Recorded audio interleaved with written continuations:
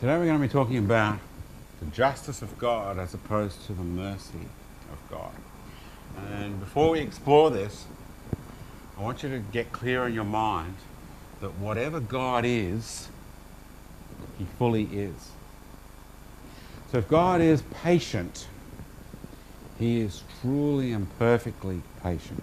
And any time where it seems that He stopped being patient, it's not because He ran out of patience. It's because the right thing to do is to show impatience. He always is perfectly right in who He is. And He is, if He is just, perfectly, utterly just. If He is merciful, He is perfectly and always merciful. The thing is, how do those two appear with God all the time? How is this even possible?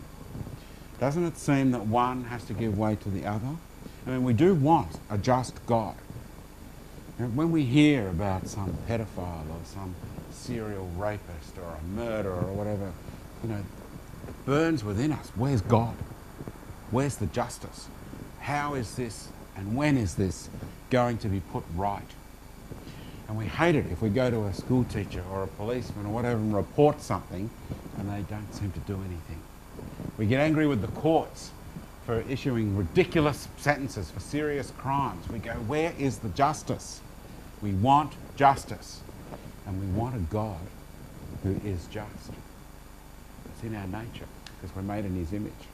And we do have a God who is just. Now we're waiting for some of that justice to be fully delivered and seen. We do have a God who is just. Now, if He is just, and if all unrighteousness is dealt with by this just God, then at some point, surely He's going to have to compromise His mercy. While He's delivering justice, He can't be merciful. Or maybe what we really want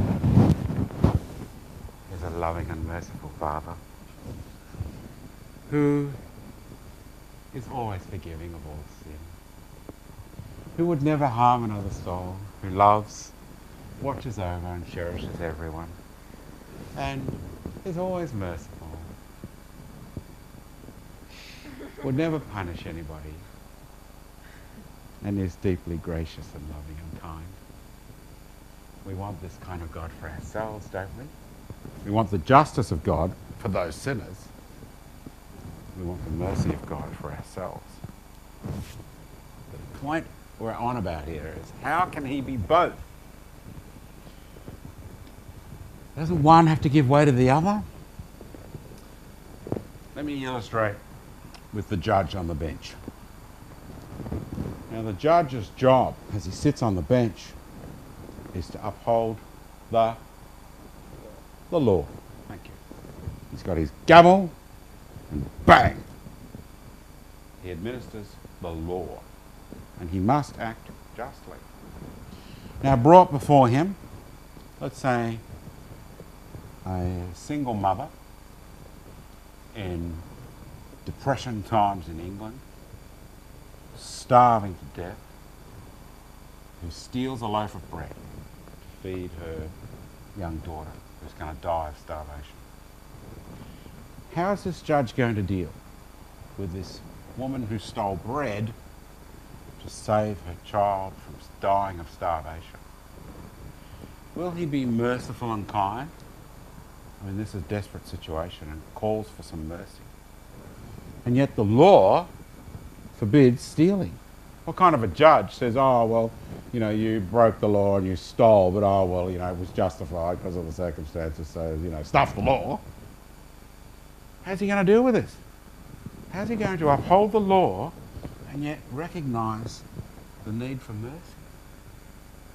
I'll tell you what he does.